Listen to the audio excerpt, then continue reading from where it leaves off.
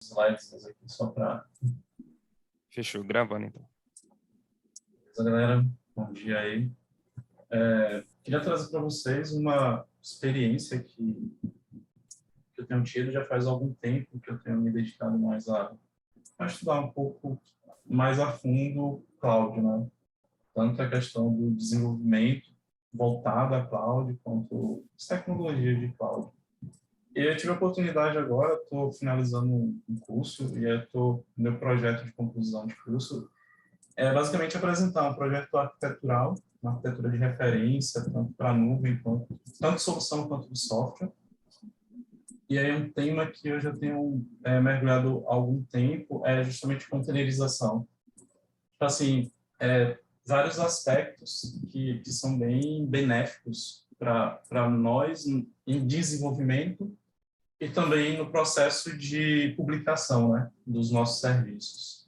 Então, eu separei 3 tópicos bem específicos. Eu até criei algumas POCs, uma POCzinha aqui bem básica, só para a gente ver isso funcionando mesmo. Então, uma coisa bem popular, que eu acredito que vocês ouvem falar aí direto, que é a respeito de Docker, né? Docker é uma ferramenta para poder virtualizar ambientes. E aí, provavelmente, vocês já ouviram falar bastante de Docker Compose e Kubernetes também, que é uma outra coisa que vem junto. Apesar de nós ouvirmos falar muito em Docker, ele não é a única ferramenta, né, para trabalhar com containers disponíveis. Existem outras ferramentas, a gente pode citar aí, tipo o Apache Mesos, por exemplo, que também trabalha com esse sistema de containerização. Tem o Docker RD, que é uma outra ferramenta. Tem alguns recursos também aí de algumas distribuições Linux que podem ser utilizadas como alternativas ao Docker, né? Então, Docker é o mais popular, é compatível também com o Visual Studio, né? Então, dá para integrar bem o Docker com o Visual Studio. Então, eu optei por essa opção, mas lembrando que existem outros runtimes aí para trabalhar com container, né? Não é só o Docker, né? Ele é o mais popular, mas existe uma gama grande aí. Então,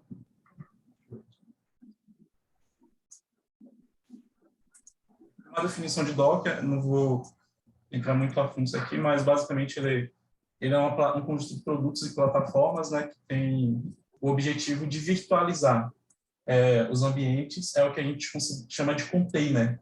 Então, os containers, eles são estruturas isoladas para cada serviço que nós vamos utilizar.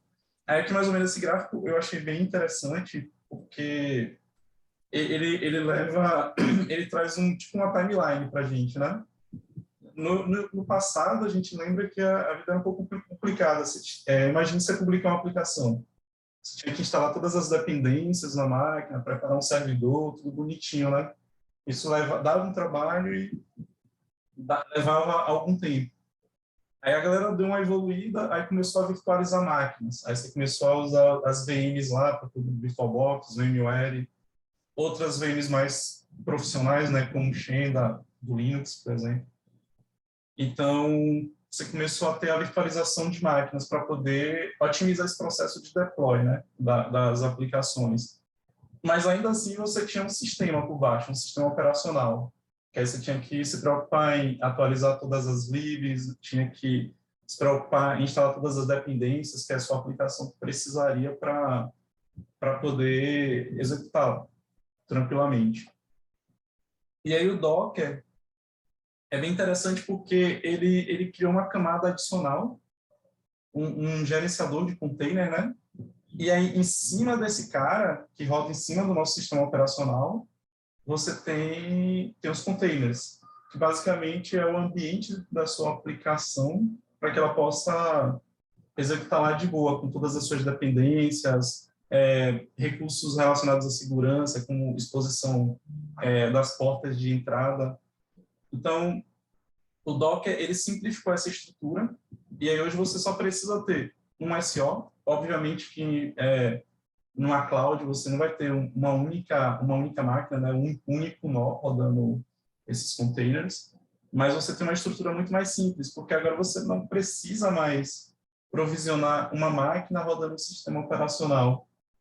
Isso é bom em vários sentidos, né? Um deles, para a galera de governança mesmo, é tipo a questão de gerenciar as licenças, porque imagine aí, se você está numa organização e na organização cada VM ela roda, por exemplo, um Windows Server, você tem que estar preocupado em ter uma licença do Windows Server para cada uma dessas VMs aqui.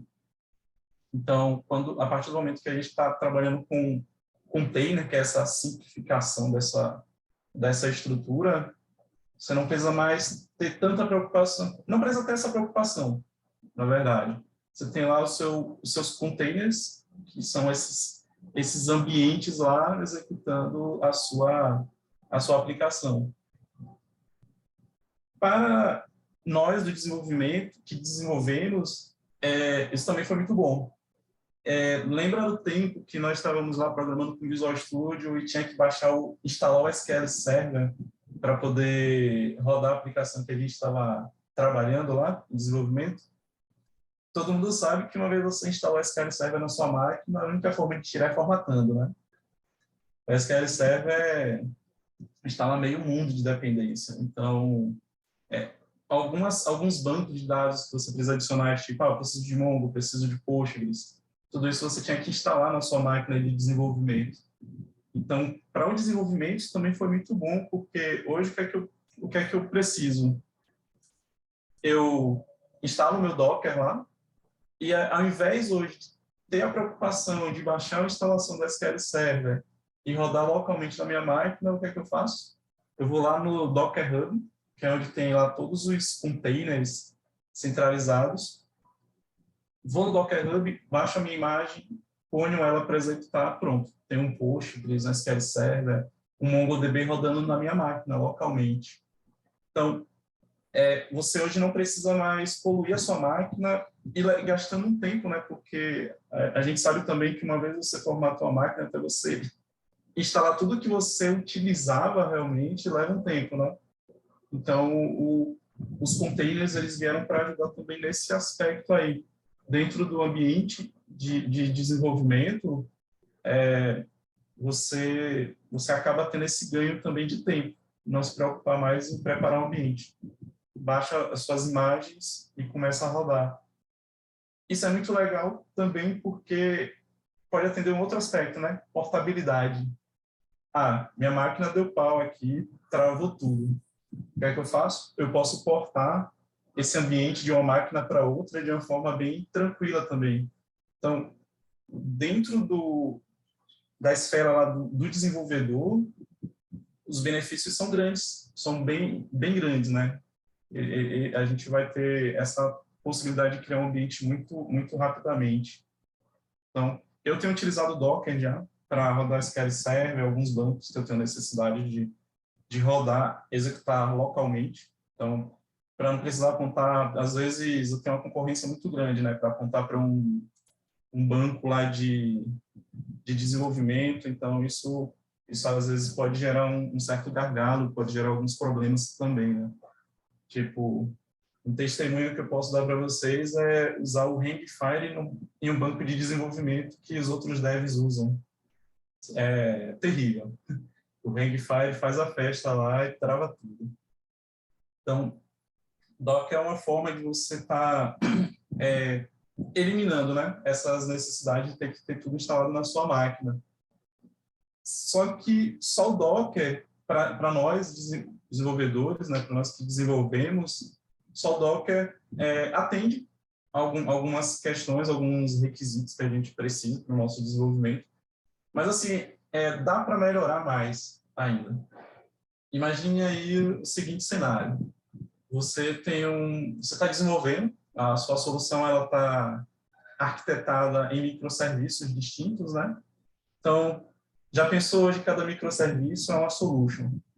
Se você tem uma funcionalidade que você está testando e essa funcionalidade ela utiliza 5 microserviços, falando assim de forma hipotética, você vai ter que ter 5 instâncias do seu Visual Studio lá executando para você poder estar está trabalhando naquela funcionalidade, né? Então, uma coisa que é bem legal e que também é suportada pelo Visual Studio é o Docker Compose. O Visual Studio ele dá suporte ao Docker e também dá suporte ao Docker Compose, que ele é justamente o cara que é responsável por orquestrar os containers que você utiliza. Você pode trabalhar com N containers. Digamos que você tem uma aplicação, um serviço, esse serviço ele usa dois bancos. Eu uso um SQL Server e uso um Redis da vida. Então, tipo, você pode descrever essa infraestrutura necessária para a execução desse seu serviço. Aí, no ambiente de desenvolvimento, a princípio, você pode descrever para indicar nesse arquivo Docker Compose que você executa o seu serviço, que você executa um banco de dados SQL Server, que você executa um banco, um Redis da vida, ou outros recursos que nós utilizamos, né, para mensageria, um RabbitMQ. Então, você tem esse carinha hoje aí que te ajuda a pegar todos esses containers que você teria que instalar localmente na sua máquina no passado. Ele te ajuda a pegar esses caras que já estão disponíveis lá no Docker Hub e trazer para dentro do seu projeto. Uma coisa legal tipo assim, desenvolvedor novo chegou na equipe, aí tem toda aquela questão do cara montar um ambiente que ele trabalha, né? Então, tipo, se você está usando um Docker Compose, você não precisa, o cara clona lá o projeto, já vem o Docker Compose com tudo que ele precisa para poder executar aquele projeto, e aí você não perde esse tempo, né? Que montar ambiente para poder começar a desenvolver, às vezes a gente levava um dia para poder montar um ambiente, né? Fora quando não tinha problema, tinha que envolver infraestrutura. Então, Docker Compose é um cara que ele trabalha em conjunto aí com o Docker. Ele vai orquestrar a utilização desses containers. Depois eu vou mostrar o projeto para vocês, mas eu tirei só um print aqui do arquivo Docker Compose que eu criei para o projeto que eu estou fazendo lá de finalização lá do curso. Então, basicamente, foi o que eu fiz. Ó. É aquele esquema que eu havia comentado com vocês. Eu posso criar, dentro desse arquivo, é um arquivo YAML, um arquivo YML, a extensão do YML. Então, esse arquivo ele tem toda a definição do ambiente, né? Que minha aplicação ela precisa para executar. Logo mais eu mostro aqui no Visual Studio. Aí o que é que acontece? Eu posso colocar lá minha definição de rede, porque entre os containers eles vão estar se comunicando, né? Então você pode criar a definição de rede que para essa comunicação entre esses containers aqui. E aí aqui eu posso colocar a definição dos serviços que eu vou estar executando. Aí aqui eu dei um exemplo eu adicionei nesse print aqui, ele tem um Postgres, que é um banco que eu estou utilizando, o Redis e a minha API, a API que eu estou desenvolvendo. Então, quando eu mandar executar lá no meu Visual Studio, ele já vai subir um banco de dados Postgres, um banco de dados Redis e a minha API. Então, tipo assim, o Compose ele ajuda muito, né? Em desenvolvimento, eu acho ele excelente. Em produção, talvez a gente tenha que buscar outras abordagens. Aí é uma das coisas que eu estou confrontando lá no meu projeto, lá de conclusão do curso, que é justamente confrontar quando usar o Docker Compose e quando a gente está utilizando outras abordagens. Aí vem... Opa, eu botei esse negócio aqui, nem era aqui. Mas está utilizando outras abordagens, como Kubernetes, por exemplo. Acabei dando um spoiler aqui, né? Sem querer, eu pulei a imagem aqui, eu fiz o slide muito rápido, mas aqui é um exemplo para vocês do Docker Compose. É simples, é basicamente você adicionar as definições que você vai ter lá de infra para poder executar a sua aplicação. Outros detalhes aí são mais aprofundados em relação ao Docker, né, que é a criação, o mapeamento das portas, definição dos volumes, da rede também. é um detalhe que eu acho que o nosso tempo acaba não dando, mas que a gente pode depois trocar uma ideia e ver mais a fundo. Aí, até esse ponto, Docker Compose ele atende muito bem para desenvolver, para trabalhar no ambiente de desenvolvimento. Já quando a gente começa a falar em produção, aí a conversa ela já começa a mudar para um ritmo diferente, né? Aí aqui a gente começa a ouvir alguns termos como os Kubernetes, pods, réplica set, que é normalmente o nome de alguns recursos que a gente trabalha, né? Mas basicamente o Kubernetes ele é um sistema de orquestração de containers também. Ele é open source. Ele foi desenvolvido inicialmente pelo Google, e aí o Google logo depois ele disponibilizou, né, esse sistema para que nós pudéssemos usá-lo de forma open source.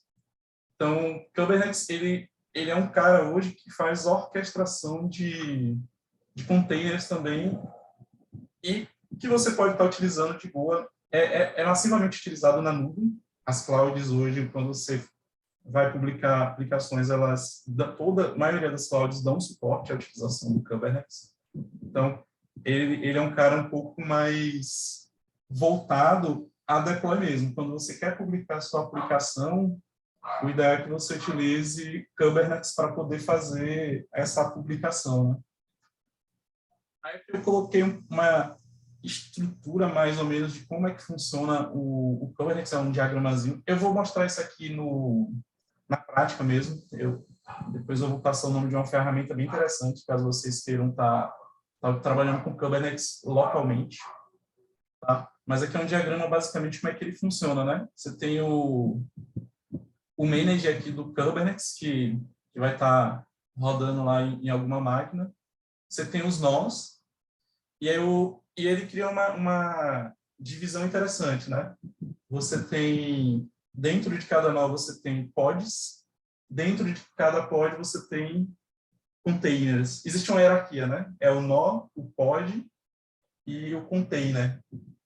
E essa arquitetura que ele utiliza é justamente para poder trazer para nós hoje uma coisa super importante para aplicações, para os serviços que nós desenvolvemos, né? Que é resiliência.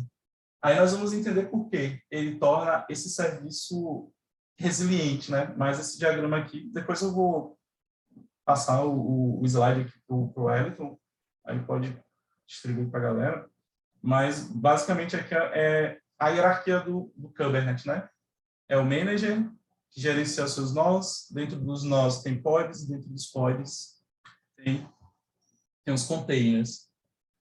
Assim, para trabalhar com Kubernetes, existem algumas ferramentas aí no mercado, né? Algumas gratuitas, outras têm um nível de uso gratuito, mas cobram uma licença mensal. Para o meu projeto, eu trabalhei com algumas ferramentas, né? Eu vou mostrar para vocês aqui o Lens, que é a IDE para trabalhar com Kubernetes. Ele está disponível até no próprio site lá do K8S. Realmente, eu cheguei a dar um overview, depois eu vou falar para vocês, mostrar. Ele é bem interessante quando você começa a trabalhar com arquitetura com ambientes maiores. Com ambientes maiores e com deploys automatizados, ele é bem útil. E para que vocês possam estar utilizando localmente os Kubernetes, para nós que vamos precisar fazer alguns testes em desenvolvimento, duas ferramentas bem interessantes, né, para poder trabalhar localmente, que é o Minikube e o Kind. Então, tem essas duas ferramentas aí que são muito úteis para poder simular uma estrutura de Kubernetes local. Até porque, se você fosse simular uma estrutura de produção, o recomendado é que você tivesse pelo menos umas 3 máquinas, né? Umas 3 VMs. Fora que isso ia pesar pra caramba. Então, só um minutinho.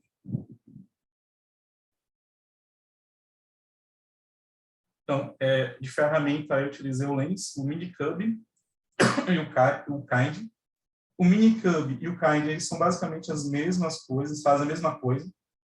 Eu optei por utilizar o Kind aqui para poder simular meu ambiente de Kubernetes local. Ele é muito mais simples, a configuração também é muito simples. Então, eu estou utilizando aqui nesse meu projeto o Kind. Minikube é legal, mas o Kind ele é bem simples para poder estar trabalhando. E o Helm é um cara que ajuda muito a você escrever os arquivos lá de deploy do Kubernetes, né? A cloud, as clouds disponíveis aí, praticamente toda a cloud está oferecendo suporte a Kubernetes, certo? As mais conhecidas por nós, né? O Azure, a Amazon e o GCP. O Azure, ele oferece o AKS, que é um serviço para poder fazer os clusters gerenciados lá do Kubernetes, né? Então, é o que eu estou trabalhando hoje no meu projeto. O meu projeto ele vai ser todo voltado ao Azure. Então, basicamente, são essas clouds aí, as mais famosas hoje já oferecem esse suporte. Aí é que eu peguei o desenho lá do Azure, né, que eu vou estar trabalhando mais a fundo. Ele é um diagrama bem interessante, né? Ele retrata lá o seu ambiente de desenvolvimento, aí sai um fluxo, né?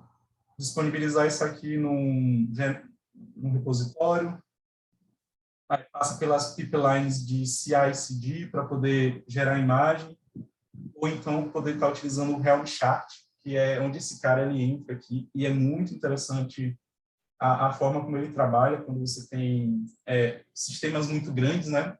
Mas você tem um caminho tradicional aqui, que é tipo sua pipeline, que ela gera um container. Esse container, ele é registrado em um repositório. A gente conhece muito o Docker Hub, mas existem outros repositórios para poder guardar as nossas imagens, tá? O do Azure é o Azure Container Registry, que é o cara que armazena todos os nossos containers lá e permite que depois a gente possa baixá-los. E aí, se você for trabalhar com Azure, aí você tem o AKS, que é justamente o sistema que o Azure oferece para poder gerenciar os clusters lá de Kubernetes. Então, essa aqui é uma imagem bem simplista do caminho, né, que o nosso desenvolvimento trabalhando com containers, ele vai tá seguindo. Então, esse foi um overview, na verdade, né,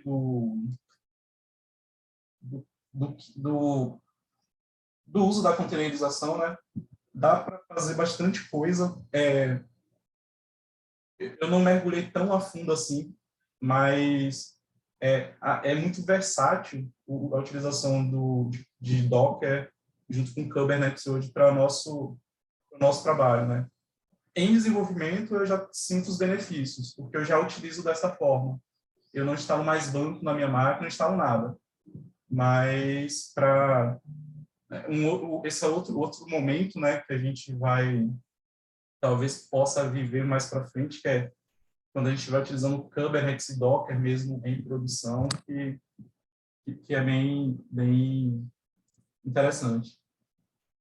Aí aqui, como eu havia comentado com vocês, ó, eu tenho um projeto aqui no Visual Studio. Uma dica que eu dou assim, eu achei bem interessante o eShop on Containers da Microsoft. É um aplicativo de exemplo da Microsoft, né? Que ele já utiliza todos esses recursos, containers, ele utiliza a API Get, a API Manager, os caras usam de tudo lá, né?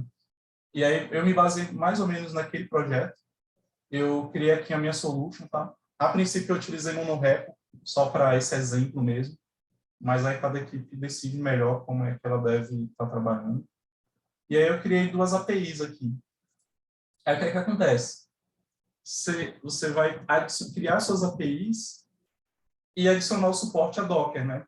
Automaticamente, quando você adiciona o suporte a Docker, o Visual Studio ele já adiciona o Dockerfile, aí aqui ele já tem os comandos necessários para que você possa fazer o build desse seu projeto. Então, basicamente, o processo é esse aqui, ó. é você criar um projeto. Deixa eu criar só uma solution aqui.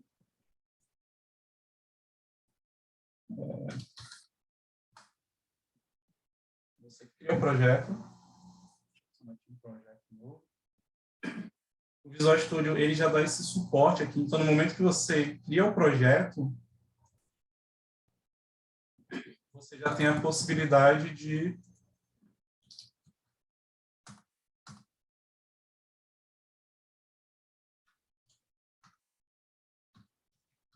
uma API mesmo, lá no início. Mas logo no processo de criação do projeto, você já define aqui, ó, você já pode habilitar o seu projeto para que ele já seja criado com suporte a Docker. Então, basicamente, ele já nasce com Dockerfile. A gente está criando, né?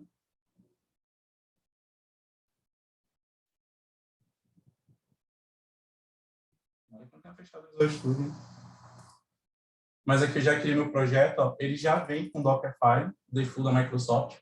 Claro que você pode customizar, né, esse Dockerfile aqui. Então, dependendo, se você precisa de algo diferente do que ele oferece no início, você pode também modificar esse arquivo aqui, que é tranquilo. Então, eu adiciono o Dockerfile e após adicionar o suporte ao Docker, eu adiciono também o suporte ao orquestrador, que é o Docker Compose lá no caso, né? Então aqui eu escolho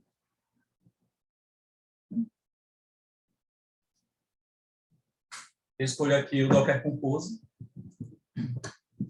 E à medida que você vai fazendo isso, adicionando projetos e adicionando o orquestrador também, adicionando ele lá na orquestração, né?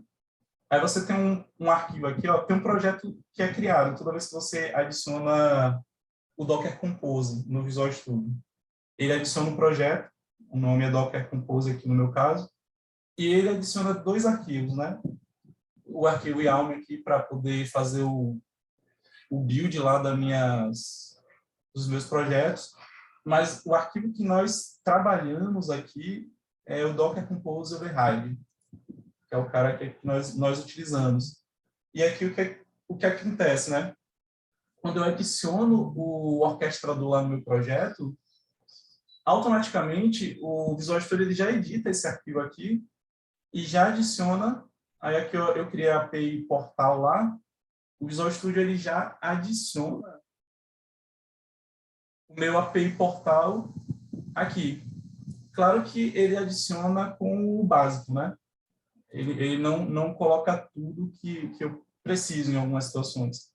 Aí você pode chegar aqui, por exemplo, e pode personalizar. Você tem vários serviços. Então, não dá para ser porta 80443, né? Aí você pode chegar aqui e customizar algumas informações. Se você quiser utilizar um volume diferente, você pode chegar aqui e ir editando o seu Docker Compose para que ele possa adicionar, né, os recursos que você precisa para rodar essa API aqui especificamente. Então, o Visual Studio ele já vai adicionando as minhas APIs aqui automaticamente dentro do meu Docker Compose. Agora, caso você tenha necessidade de estar utilizando alguns outros recursos, aí o que acontece? Aí você precisa estar adicionando esses caras aqui manualmente, dentro dos seus services, né? Então, por exemplo, o Postgres aqui é uma coisa que eu precisei para esse projeto.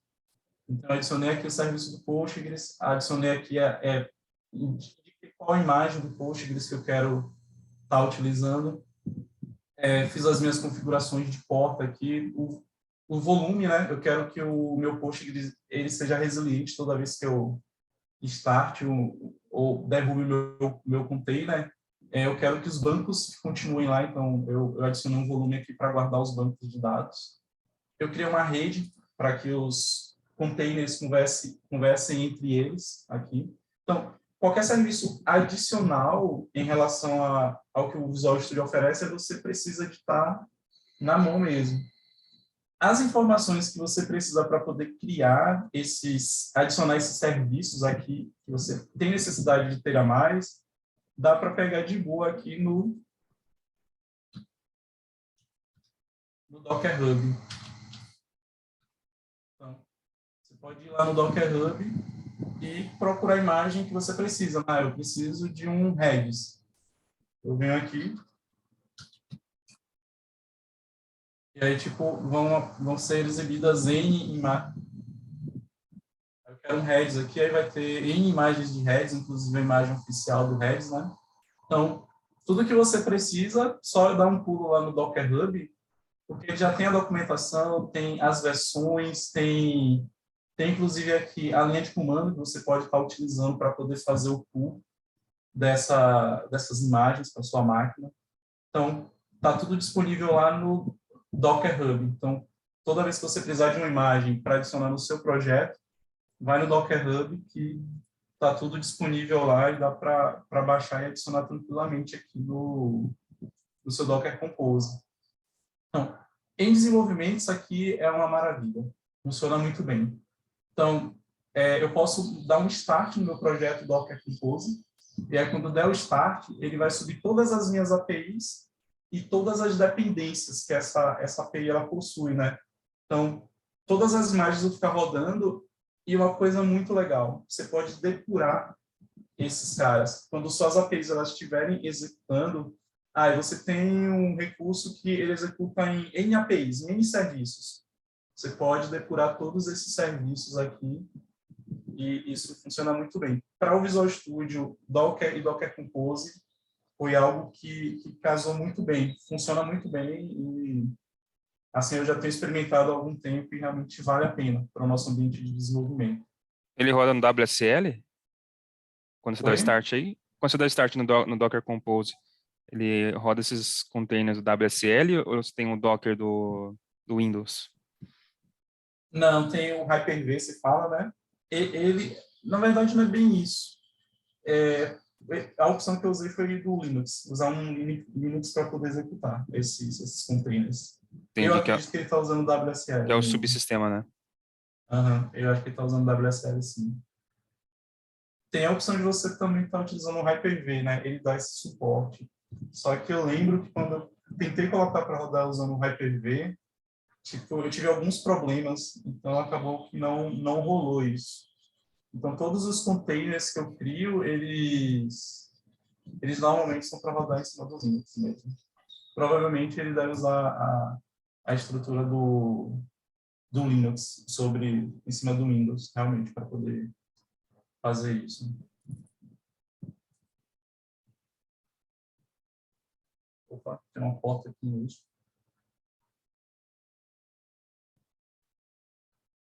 Ah, tá. Eu acho que isso aqui é por causa do meu...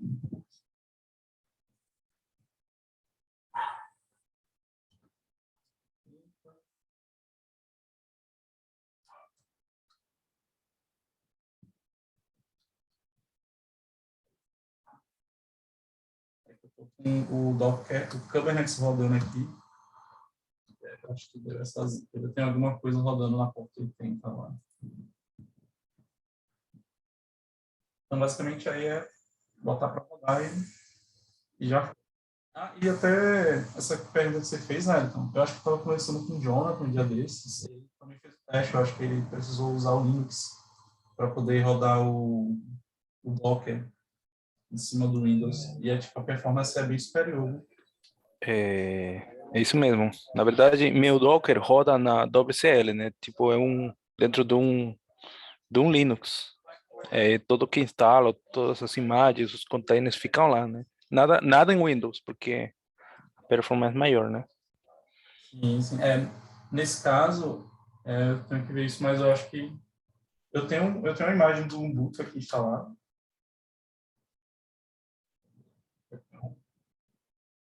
Um Ubuntu aqui para trabalhar em cima do WCL, mas algumas coisas que eu fiz eu acabei não fazendo em cima dele, não. Eu rodo tudo em cima do Windows aqui.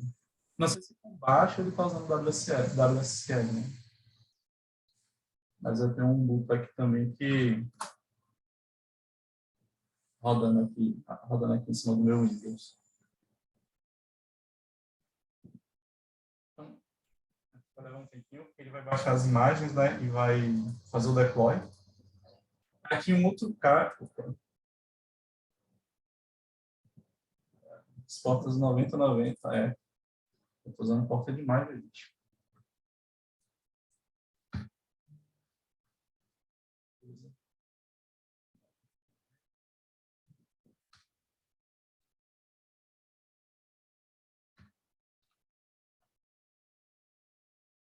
Minhas portas. E aí outra coisa que a gente tem é caso vocês queiram simular isso localmente, né, é a possibilidade de estar usando o Kubernetes localmente. Vou dar uma corridinha aqui para a gente perder muito tempo. Aí, como eu falei para vocês, eu baixei o Kind para poder simular o Kubernetes local, né? Coloquei esse carinha aqui no... Baixei, ele é um executável, basicamente, baixei esse binário aqui. Adicionei ele lá nas minhas variáveis de ambiente. Aí, quando eu preciso estar utilizando ele, funciona tranquilamente aqui pelo PowerShell. Eu chamo o kubectl. Aí, aqui, a partir do momento que eu estiver usando, chamar o kubectl, ele já responde. Então, o Kind é o cara que eu optei por usar assim. Eu achei muito simples. Basicamente, o que eu fiz foi baixar o executável, adicionar nas variáveis de ambiente lá. Eu criei uma entrada lá na F, e aí apontando aqui para o diretório onde está esse cara.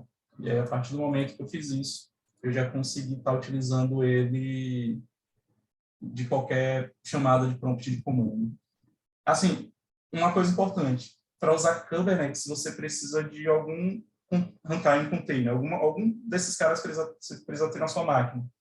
Eu tenho Docker, então o Kubernetes ele já vai funcionar em cima lá do Docker tranquilamente. Uma dica para vocês, vocês podem estar utilizando o Lens, tá? É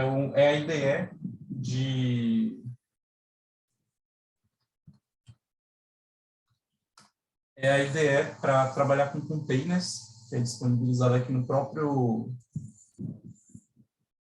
É indicado, inclusive, pelo próprio Kubernetes. Quem quiser estar utilizando aí, é o K8S Lens. É um cara que eu estou utilizando aqui para poder gerenciar os meus containers. Então, dá para fazer bastante coisa nele aqui. Eu posso dar uma verificada aqui como é que está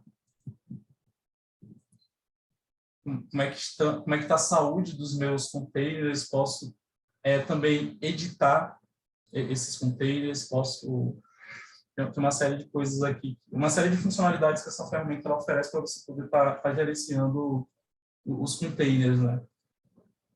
E assim, o mais interessante é que ela permite que você edite todos os containers que você cria, você pode editá-los aqui dentro. Mas, agora um pouquinho mais aqui na prática, por causa do tempo também, como é que funciona a questão do Kubernetes, né? Como é que você como é que você cria um container, como é que você estrutura isso? Uma coisa interessante que é bom a gente sempre lembrar, né? Aquela estrutura que eu falei no início.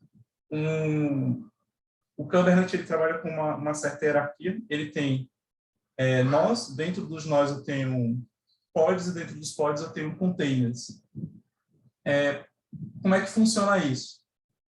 Para que você tenha o principal ganho que a gente tem hoje com Kubernetes, é a questão da resiliência. Eu vejo que a resiliência é um dos benefícios mais importantes. O que é que você tem hoje, né? Hoje você tem um nó. Dentro desse nó, você vai ter lá o seu pod.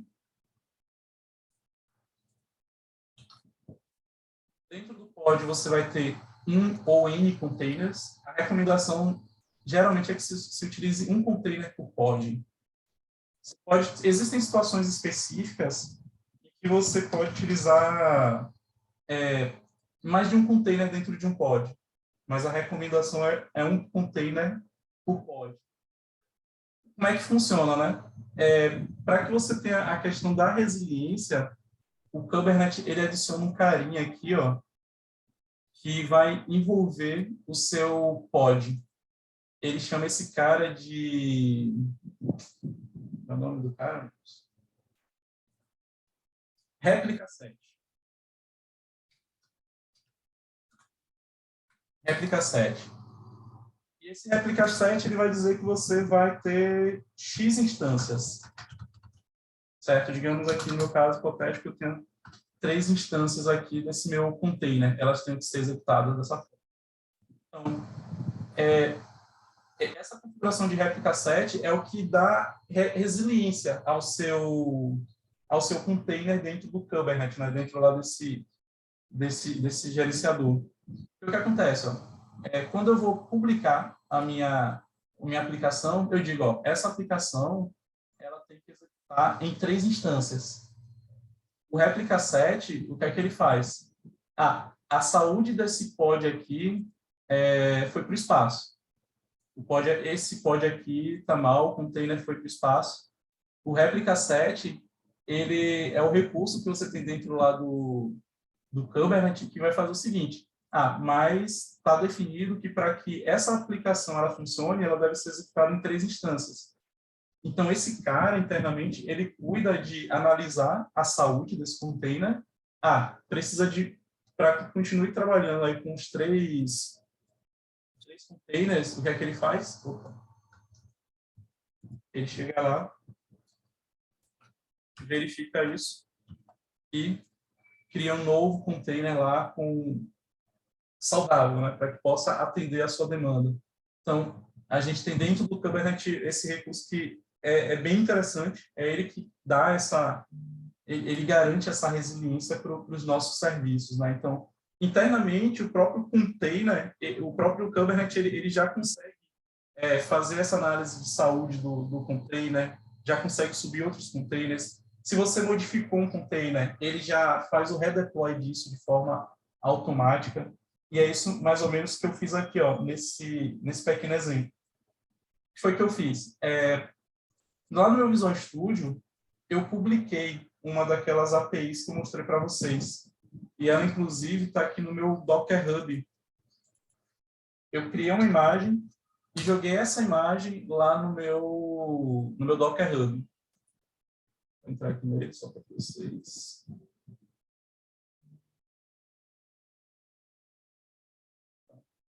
Cheguei aqui, criei essa imagem lá do Client API, eu fiz o build e publiquei ela lá no meu repositório público. E aí, o que foi que eu fiz? Ó? Lá aí eu criei um arquivo YAML, eu criei um arquivo com essa estrutura aqui. Essa estrutura é bem interessante, ela tem na documentação lá do próprio Kubernetes. E aqui eu adicionei o tipo de deploy que eu vou estar fazendo, né, que é o deployment, algumas informações de metadados para esse meu serviço. Aí aqui é o Client API. Eu adicionei também esse label aqui. Quando vocês se aprofundarem mais, provavelmente vocês vão ver a importância de estar utilizando esse label, porque basicamente o link que é feito entre todos os recursos dentro do Kubernetes, ele acontece através de labels. Então, só uma questão para vocês ficarem bem ligados, que são as labels que vão linkar os seus recursos lá dentro do Kubernetes, né? Aí aqui, ó, eu disse que esse meu container, ele vai ter uma réplica. Então, eu coloco aqui a quantidade de réplicas. Aqui eu crio aqui eu estou criando um pod, tá? Aqui eu estou criando aqui na verdade, é a definição do meu réplica set. E aqui eu estou criando as definições desse réplica set para atender a esses containers que eu tenho aqui dentro. Esses containers eu vou ter dentro aqui do meu template. Eu tenho um grupo template, onde eu defino algumas informações. Mesmo esquema, ó, as tags aqui, para poder indicar que essa estrutura está se referenciando, está se relacionando com esse template. E aqui a minha informação relacionada aos containers, né? Aqui é o meu container, é o container que eu publiquei lá no Docker Hub. Então, aqui é o meu arquivo YAML, que é o arquivo que eu vou utilizar para poder publicar o meu container lá no Kubernetes. Basicamente, você editou esse arquivo aqui, você precisa ir no prompt de comando e você só precisa fazer isso aqui, ó. Deixa eu ver se dá para... Deixa eu ver como é que deixa maior a tela aqui. Como é que deixa maior a tela mesmo? Ah, tá. Acho que achei aqui. Ctrl mais, né? Então, aqui, ó. Basicamente, eu digito essa linha de comando, passando aqui o meu arquivo YAML. Então, passa aqui o arquivo YAML que eu acabei de criar. Quando eu fizer isso, opa, não teve nenhuma alteração, porque eu já tô utilizando esse cara aqui. Eu já estou rodando esse pod. Mas digamos o seguinte, ó, eu coloquei uma réplica lá, né? Digamos que eu queira que esse cara ele rode em 5 instâncias. Basicamente, o que eu faço é isso aqui, ó. Ah, você mudou de ideia em relação ao seu container. Você chega aqui e diz, eu quero que ele rode em 5 instâncias. Fez alteração no arquivo. Executou novamente a linha de comando. Opa, eles... Ah, tá, eu alterei o service. Isso. Não, você está... É isso mesmo, deploy. É que os nomes são muito parecidos, né? Mas aqui, ó, assim que você faz a alteração,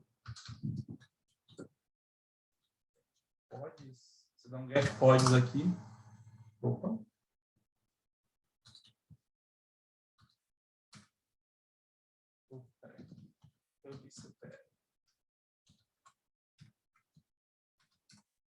Dá um get pods, aí aqui, ó, a minha galera toda rodando lá, tá vendo? Se eu reduzir aqui, vamos mudar para 2.